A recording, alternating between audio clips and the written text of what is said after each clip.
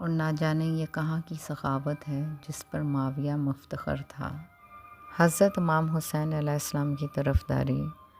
عاشوراء کے روز جب شہزادہ علی اکبر میدان کارزار میں وارد ہوئے تو ایک شخص نے بلند آواز میں کہا، اے علی، تم امیر المومنین یزید کے ساتھ رشتہ داری رکھتے ہو، لہٰذا ہم اس کی پاسداری کرتے ہیں۔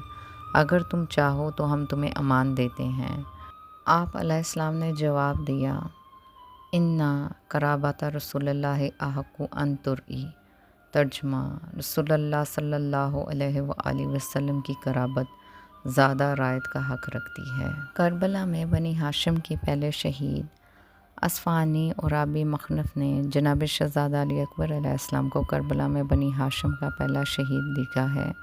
نیز شہداء کے معروف زیارت نامے میں بھی یہی آیا ہے، السلام علیک یا اولا قتیل من نسل خیر السلیل۔ بس شہزادہ علی اکبر علیہ السلام 10 محرم سن 61 ہجری قمری کو واقعہ عاشوراء میں اپنے والد گرامی اور بنی ہاشم کے دوسرے شہداء کے ساتھ شہادت کے عظیم رتبے پر فائز ہوئے اور حضرت امام حسین علیہ السلام کے قبر مطر کے نزدیک کربلا میں مدفون ہیں۔ شہزادہ علی اکبر علیہ السلام کی والدہ گرامی لیلی بنت ابی مرتہ کا تعارف۔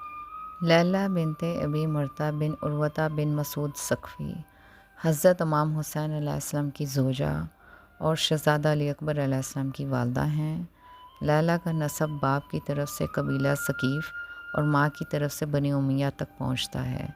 بعض شان و شوکت کے لحاظ سے انہیں اپنے زمانے کی مشہور ترین خواتین میں سمجھتے ہیں۔ لیلی کا نام شیعہ معاشرے میں معروف ہے اور شہزادہ علی اکبر علیہ السلام کی والدہ کا نام لیلی ہونے کی وجہ سے یہ نام معروف ہے۔ اکثر منابع نے ان کا نام لیلی ذکر کیا ہے، لیکن ابن سعد نے طبقات کبریٰ میں ان کا نام آمنہ ذکر کیا ہے۔ معاصرین میں سے بعض نے ان کا نام ام لیلی ذکر کیا ہے۔ اسی وجہ سے بعض اوقات مجالس حضرت امام حسین علیہ السلام میں انہیں ام لیلی کے نام سے یاد کیا جاتا ہے۔ جناب ام لیلی کے والد کا نام ابی مرہ بن عروہ بن مسعود بن معتب ہے جو قبیلہ ثقیف سے تھا۔ ابی مرہ پیغمبر صلی اللہ علیہ وآلہ وسلم کے زمانے میں پیدا ہوا۔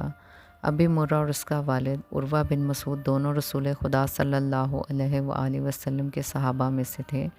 ابو مرہ نے اپنے بھائی کے ہمراہ رسول خدا صلی اللہ علیہ وآلہ وسلم کی خدمت میں اسلام قبول کیا۔ عروہ بن مسعود اسلام کے سادات اربعہ میں سے ایک تھا اور عرب کے بزرگوں میں سے گنا جاتا ہے۔ اسے صاحب یس کی مانند اور ابن مریم کے مشابہ افراد میں شمار کرتے ہیں۔